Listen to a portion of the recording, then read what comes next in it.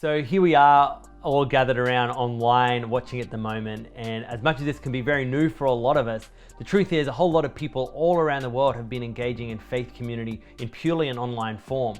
And one of the people who have been on the forefront of this for over 10 years is a good friend of mine who is the online pastor for a large church in America called North Point Church, and his name is Dave Adamson. He's actually an Aussie. He's spoken in our building before. Some of you might remember him. And I thought, given the season we're in, really good opportunity to talk to him, talk about the opportunities we have during this time and some of the things we can learn about our faith, even whilst engaged online. So here's the interview I had with Dave early this week. Hope you enjoy. Well, I'm super excited today to be joined with a good friend all the way from Atlanta, Georgia, in the United States, Dave Adamson. And as a church, we have been going through his devotional, Follow the Rabbi, for the past few weeks, and it finishes in another week's time around the Easter weekend. So Dave, it is so good to have you with us today. Jono, I am so thrilled to be not just with you, my good friend, but also with the guys at Suncoast. You guys, I've been there, I think like 3 or 4 times now. You guys are absolute family to me. I pray for you guys often, and I'm just so thrilled to be able to be here with you guys today. We appreciate your time. And, you know, we've been working through, as I said, your devotional, Follow the Rabbi, which has just been super, super helpful. And obviously people can check it out still on the YouVersion app, which is super cool. I guess my question for you, you know, in terms of looking at Jesus as a rabbi, he is this historical, ancient, Jewish, Middle Eastern figure. 2020, it's a long way from there right now, right? And the world's radically different. Why still an emphasis on following the teaching of a rabbi 2,000 years later?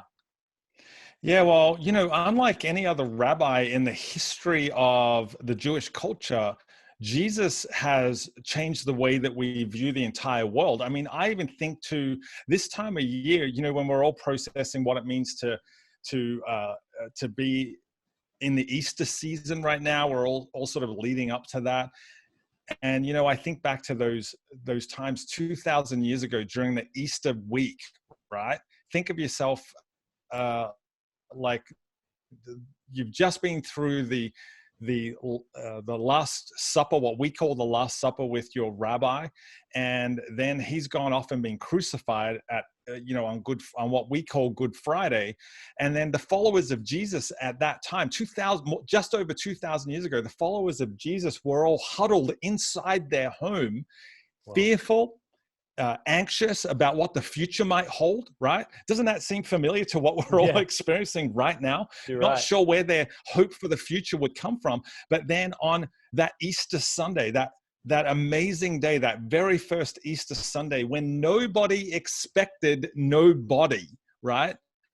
These people, these followers of Jesus got this ray of hope that broke through everything.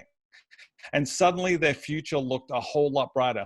So while it happened 2,000 years ago, I think there's so many parallels to what we as followers of Jesus are experiencing today. We're all huddled inside of our homes, scared and anxious and fearful of what the future might hold. Yet our hope still comes from this rabbi who came to life when nobody else thought that he would. On this day when nobody expected anybody, Jesus came through and provided this ray of hope that set his followers free. And we're still in that phase today, like now more than ever during this whole coronavirus pandemic, where we're all locked away inside of our houses, wondering where our hope is coming from. Easter, that first Easter story, I think means so much more, is more relevant to me as a follower of Jesus today than it has ever been before. So you know, now more than ever, man, I am so convinced that Jesus, this rabbi from 2,000 years ago, is just as relevant as ever, if not more. I absolutely love that. Man, well, how did it happen for you? Like, how was it that you came to believe in Jesus? How did he come to make a difference in your life? Yeah, man, such a good question. And you know, the thumbnail of that story is this. I grew up in a house where I was completely unchurched. Nobody in my family was Christian at all. And when I look at my wife's family, completely unchurched in-laws.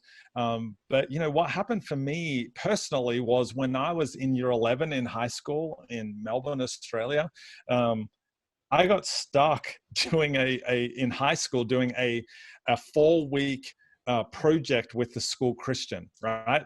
I went to a public school, no, hardly any other Christians in the school. And this kid had Jesus written all over his bag. And I got stuck doing a project with the school Christian. And over the course of those 5 weeks, he just started, he didn't evangelize to me. He didn't push his faith on me at all. I just started asking him some questions about his family and about what he did on weekends. And one thing led to another, and he started talking to me about going to church.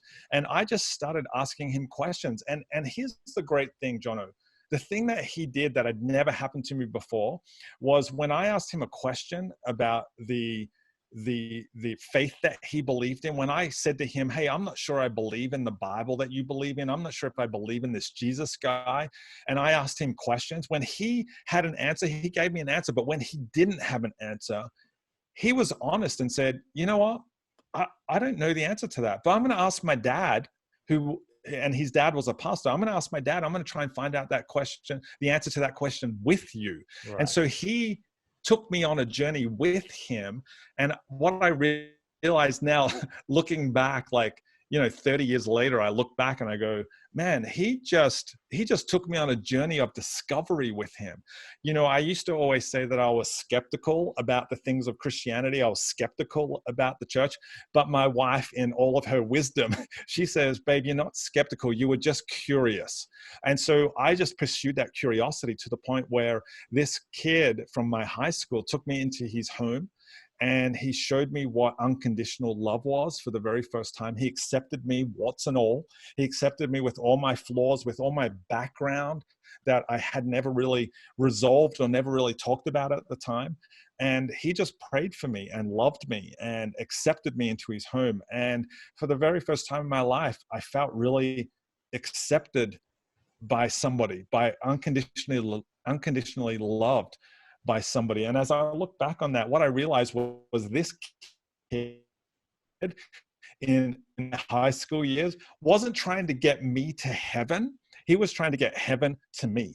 And he did that by simply loving me. He did that by simply loving me and by simply accepting me. And so it was a natural thing for me to just want to become a follower of Jesus as well, when I realized that the kingdom of God was near and the kingdom of God had come to me. Does that make sense? Oh, that's so cool, man. Thank you. Thank you so much for sharing that. Perhaps the last question. I know you're a pastor now, and you're definitely an encouragement and blessing to me. You're an online pastor in some capacity, and I guess a lot of our world now, even right now, people are watching a church service online where we're used to being in the building together. I know a lot of people who aren't normally would ever walk into a church building are watching this right now as well. Maybe you can talk a little bit about how to survive this season online in general with our lives, where we're doing, kids are at home, we're working from home, we're all online. Yeah. How do we keep growing in our faith? How do we keep community? How do we not go crazy online? Just some thoughts about that. Yeah, great, man. That's a great question. I would say two things. Two things pop into my mind straight away. First of all, for the people who are watching who are maybe a little bit skeptical about whether or not this whole online thing is quote unquote real church, right? Because, we're not going into a physical building.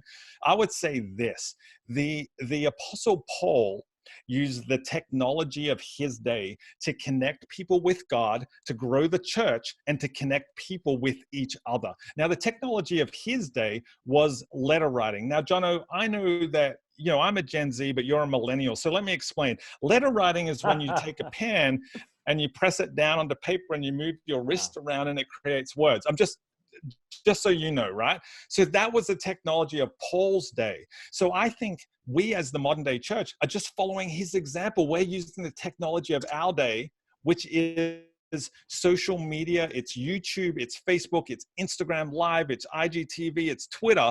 These are the technologies of our day. We're doing the same thing. We've got to leverage it to connect people with God, to grow the church, and to connect people with each other. So that's the very first thing that I would say. Philosophically, I think we're just following Paul's example.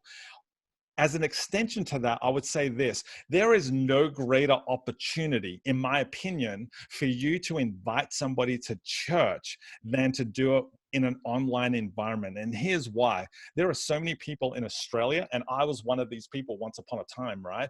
I remember when I was working as a sports reporter and producer for Channel 10 in Melbourne, I was so worried about inviting my friends who I work with to church because they'd never stepped inside a church building. And they were so concerned about what it meant to step inside a church building. Well, now we don't have to worry about that. All you need to do is share a service, share a URL to your church service, to the Suncoast service online. Share that on your own social media, and the chances of somebody clicking on that live link and going and watching part of a service, I mean, we are in this unique opportunity. Like, people are saying, oh, it's so bad that we can't get into our church building. No, the church has never been about the building. Totally. Church isn't somewhere we go. It's something that we do. Right. Being part of a church is something we do, not somewhere that we go. So we are in the best possible position right here, right now, in this season, to invite our friends, our family, our skeptical, unchurched friends to come to church than ever before. So I want to encourage everybody at Suncoast, share the URL to this service right now. Pause right now. Stop. Share it on your Instagram account. Share it on Twitter if you have a Twitter account. Share it on your Facebook account. Text it out to your friends and say, hey, come and worship with me. Come and experience church with me, maybe for the first time. Hey, you've always been skeptical about coming into church. Now's the time to come. We have this unique opportunity, not just to share the church from an online perspective, but to actually be the church in our community. We have this unique perspective in the entire world. I live in Atlanta right now, and I can tell you it's the same here in Atlanta as it is on the Sunshine Coast. People are fearful. People are anxious about the future, right? We're worried about where things might go from here on out. And in a season where people are looking for hope, this is the opportunity for the church, for the followers of Jesus, to be the church to the people in the community, to go out and serve the community. So I want to challenge all of you guys watching this service right now. What can you do to serve the people in your community? Maybe you've got a couple of extra rolls of TP. That's all you have, right?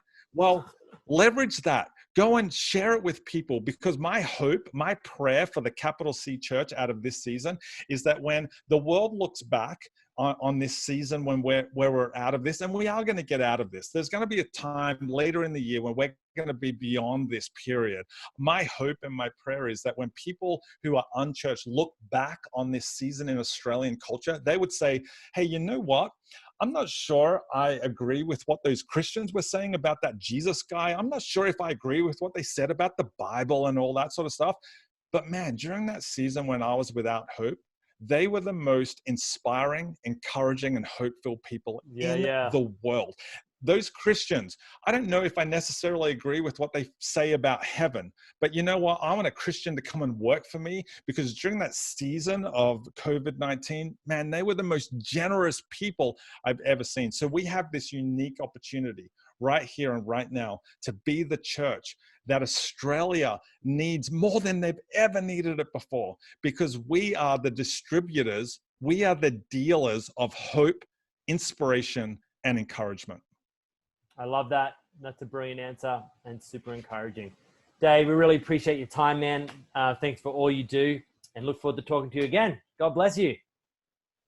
Man, I cannot wait to my next time to be in the auditorium with all of you guys at Suncoast. I love you guys. I love you, Jono. Love you, man. God bless.